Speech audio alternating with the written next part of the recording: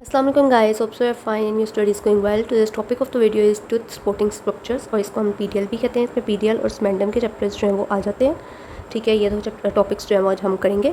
ठीक है, इसमें इंपॉर्टेंट MCQs और SCQs जो है वो मार्क करवाऊंगी मैं आपको। और ये जो मेरे पास बुक है ये साउथ एशियन की बुक है। ठीक है, आप यहाँ से भी मार्क कर सकते हैं और कुछ बच्चों के पास जो है वो ब्लैक कलर की बुक होगी, आप वहाँ से भी मार्क कर सकते हैं। ठीक है, वर्डिंग और लाइन सारी सेम है। ठीक है, सो लेट्स स्टार्ट। इसमें फ़र्स्ट ऑफ़ ऑल जो आपने पढ़ना है इसमें डेवलपमेंट है। डेवलपमेंट में आपको थोड़ा सा इसको बस आपने रीड आउट कर लेना है। ठीक है, बाकी जो इसमें याद करने वाली चीज़ आ जाती है वो हमारे पास आ जाता है पेरिडोन्शियल लिगामेंट। ठीक है, पेरिडोन्शियल लिगामेंट जो है इसमें हमारे पास पहले इसकी डेफिनेशन आ जाएगी। ठीक है, इसकी जो डेफिनेशन है वो आपने ये वाली याद करनी है। ठीक है, ये वाली।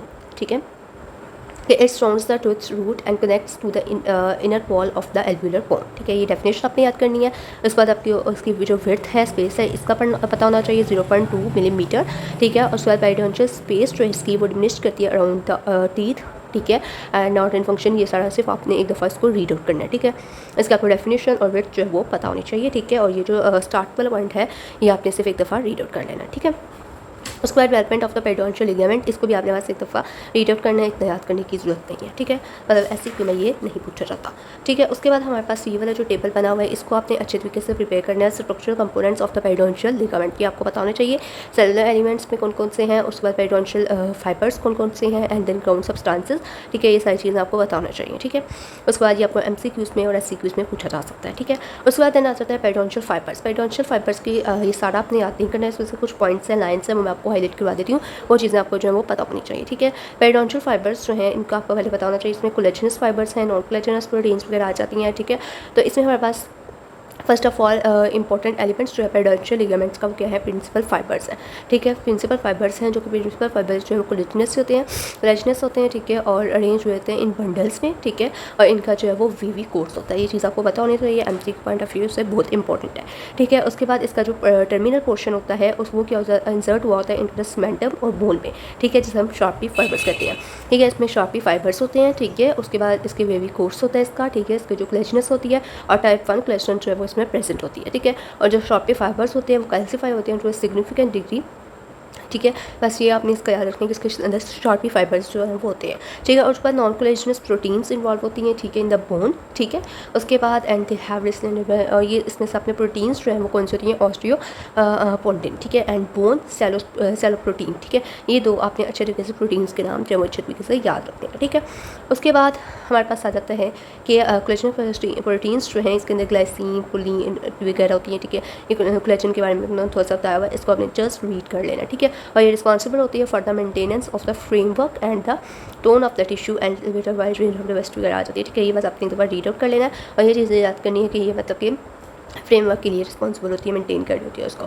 ठीक है, उसके बाद बाकी जो है इसका वो आपने एक दफ़ा रीड आउट करना है। इसमें मेन चीज़ जो याद करने वाली है उसके बाद ये कि कोलेजन जो है इसके अंदर फिब्रोब्लास्ट, कॉन्ड्रोब्लास्ट, ब्रोंटोब्लास्ट वगैरह सेल्स जो है वो प्रेजेंट होते हैं। ठीक है, और प्रिंसिपल फाइबर्स जो है वो मेनली कोलेजन टाइप 1 प्रेजेंट होती है मेनली। उसके बाद जो नेक्स्ट हमारे पास आ जाते हैं रेटिकुलर फाइबर्स, उनमें टाइप 3 होती है। जो कोलेजन टाइप 4 है वो इन द बेसल लैमिना होती है। ठीक है, और टाइप 9 जो है, ठीक है, सो 12 ठीक है, कोलेजन्स वो टूथ डेवलपमेंट में ये सारा इतना आगे से करने की जरूरत नहीं है, लेकिन जो मेन है वो आपको ये बतानी चाहिए कि इसमें टाइप 1 कोलेजन जो है प्रेजेंट होती है। उसके बाद बेसल लैमिना में टाइप 4 होती है, और जो हमारे पास रेटिकुलर फाइबर्स हैं उनमें हमारे पास टाइप 3 होती है। ये इंपॉर्टेंट है तीनों, इनका आपको पता होना चाहिए। ठीक है, MCQ पॉइंट ऑफ व्यू से।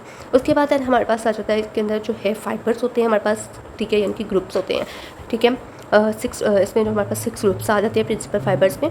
ठीक है, उसमें हमारे पास ट्रांसेप्टल फाइबर्स हैं, एल्वुलर क्रस्ट फाइबर्स हैं, हॉरिजॉन्टल फाइबर्स हैं, उसके बाद एपिकल फाइबर्स हैं और इंटर रेडिकुलर फाइबर्स आ जाते हैं। जो ट्रांसेप्टल फाइबर्स हैं वो क्या होते हैं, एल्वुलर बोन क्रस्ट पे और एम्बेडेड इन द सीमेंटम। ठीक है, ओवर द एल्वुलर क्रस्ट होते हैं और एम्बेडेड हुए होते हैं इन द सीमेंटम। ठीक है, इसकी डेफिनेशन आपने याद रखनी है।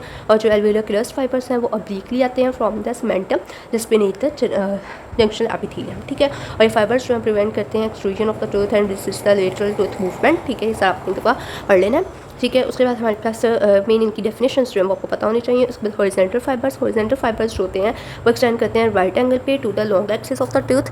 ठीक है, उसके बाद from the cementum to the alveolar bone, ठीक है, यानी कि जो हॉरिजॉन्टल फाइबर्स हैं वो राइट एंगल पे होंगे और cementum to the alveolar bone, ठीक है, और जो एल्वेलर फाइबर्स हैं वो ओब्लिकली होंगे from cementum to the bone, और जो ट्रांसेप्टल फाइबर्स हैं वो over the alveolar process and in the cementum, ठीक है। उसके बाद हॉरिजॉन्टल फाइबर्स आ जाते हैं, जो हॉरिजॉन्टल फाइबर्स हैं। उसके बाद ऑब्लिक फाइबर्स हैं। ऑब्लिक फाइबर्स जो है हमारे पास वो क्या करते हैं, इसमें सीमेंटम जो है इन द कोरोनल डायरेक्शन में होता है, ऑब्लिकली टू द बोन, ठीक है, ये लाइन्स आपने याद रखनी है। उसके बाद एपिकल फाइबर्स एपिकल रीजन में होते हैं ऑफ द सॉकेट, ठीक है, और जो इंटररेडिकल फाइबर्स हैं वो function area of the multi rooted tooth में होता है, ठीक है, और रोटेशन के इन्वॉल्व होता है, ठीक है। बस इसमें ये चीज़ें जो आपने याद रखनी है। उसके बाद ये ना फाइबर्स वगैरह ब्लड वेसल्स वगैरह आ जाती हैं इसमें, ठीक है, ये बस आपने इस दफ़ा रीड कर लेना, ठीक है।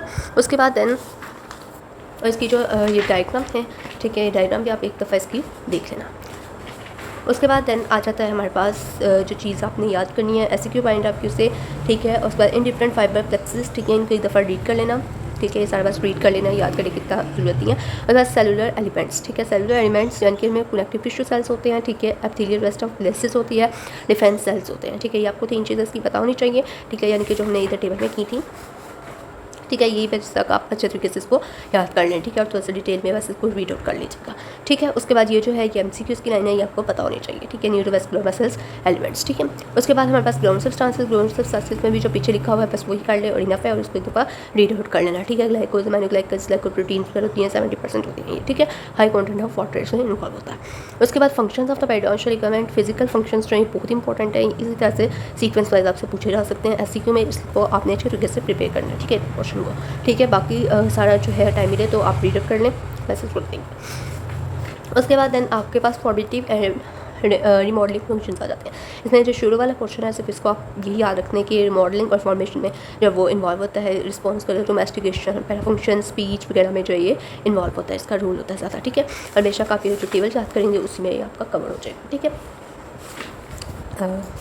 हाँ, बस इसका यहाँ तक आप एक दफ़ा इसको रीड आउट कर लीजिए, ठीक है, बाकी ज़्यादा करने की जरूरत नहीं है। जो लेकिन जो ये हमारे पास न्यूट्रिशनल एंड सेंसरी फंक्शंस हैं ये इंपॉर्टेंट है MCQ के पॉइंट ऑफ व्यू से भी और SCQ पॉइंट ऑफ व्यू से भी, ठीक है। इसमें न्यूट्रिशनल एंड सेंसरी फंक्शंस आ जाते हैं, तो इसमें आपको बताना चाहिए कि 10% इसका वॉल्यूम होता है in the rodent molar is blood vessels, ठीक है, and may provide hydrodynamic damping to applied forces, ठीक है, हाईली परफ्यूजन वेट होता है इसका, ठीक है। उसमें न्यूट्रिएंट्स को जो सप्लाई करता है टू द सीमेंटम, ठीक है, ये चीज़ आपको पता होनी चाहिए। उसके बाद पेरिडोन्शियल लिगामेंट ये सप्लाइड होते हैं विद सेंसरी फाइबर्स से, ठीक है।